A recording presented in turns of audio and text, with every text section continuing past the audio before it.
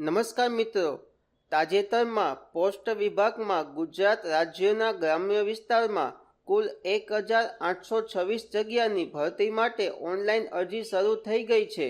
તો ચાલો જાણીએ પૂરી માહિતી વિગતવાર.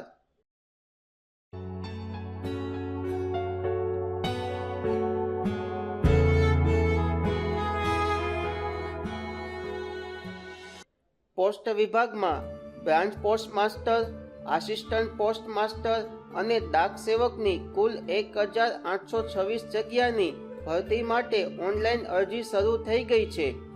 આ ભરતીની અરજી માટે અરજદારની ઉંમર ઓછામાં ઓછી 18 વર્ષ અને વધુમાં વધુ 40 વર્ષ હોવી જોઈએ. જેમાં SC/ST કેટેગરીમાં આવતા અરજદારોને 5 વર્ષની છૂટ, OBC કેટેગરીમાં આવતા અરજદારોને 3 વર્ષની છૂટ તેમજ PWD કેટેગરીમાં આવતા અરજદારોને 10 વર્ષની છૂટછાટ આપવામાં આવેલ છે. શૈક્ષણિક લાયકાતની વાત કરીએ તો ગણિત, ગુજરાતી અને અંગ્રેજી વિષય સાથે ધોરણ 10 પાસ હોવું જરૂરી છે.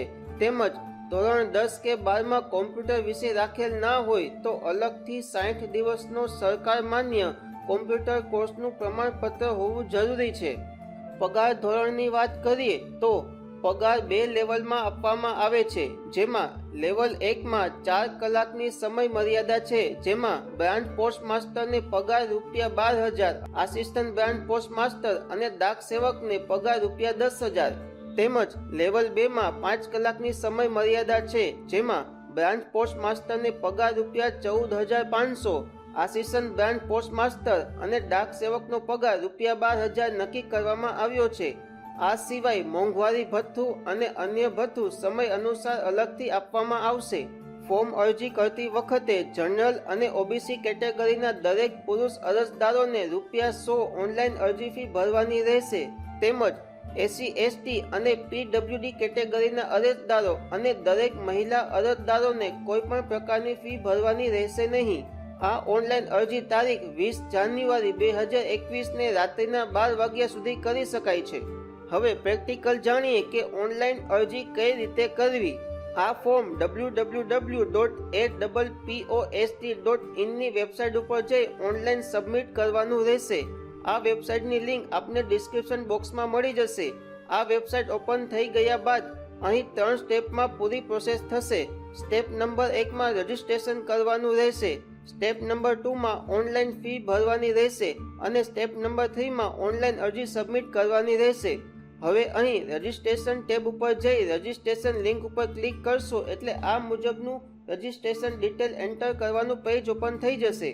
જેમાં અહીં અરજદારનું ધોરણ 10ના માર્કશીટ મુજબ પૂરું નામ, અહીં અરજદારના પિતાનું નામ અને અહીં મોબાઈલ નંબર એન્ટર કરવા. ત્યારબાદ અહીં આધાર કાર્ડ નંબર અને ઈમેલ ID જો હોય તો એન્ટર કરવા ફરજિયાત નથી. ત્યારબાદ અહીં અરજદારની જન્મ તારીખ, જેન્ડર અને અરજદાર કઈ કાસ્ટ કેટેગરીમાં આવે છે તે સિલેક્ટ કરી અહીં અરજદાર શારીરિક રીતે અશક્ત હોય તો તે અહીં સિલેક્ટ કરી તેની વિગતો અહીં એન્ટર કરવી.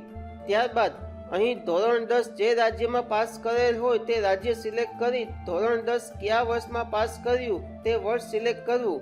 ત્યારબાદ ધોરણ 10 કેટલી ટ્રાય આપી પાસ કરેલ છે તે વિગત અહીં એન્ટર કરવી.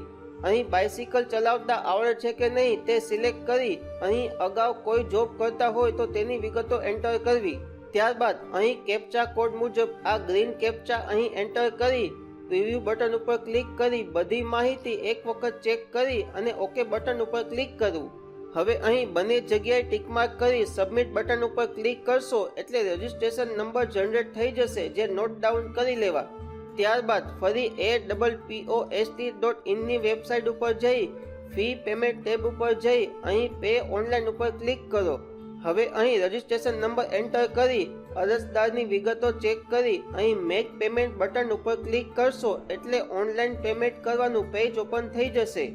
અહીં અરજદારે ડેબિટ કાર્ડ, ક્રેડિટ કાર્ડ કે નેટ બેન્કિંગ કે વોલેટના માધ્યમથી ઓનલાઈન પેમેન્ટ કરી અરજદારે ઓનલાઈન પેમેન્ટની રસીદ પ્રિન્ટ કરી લેવી.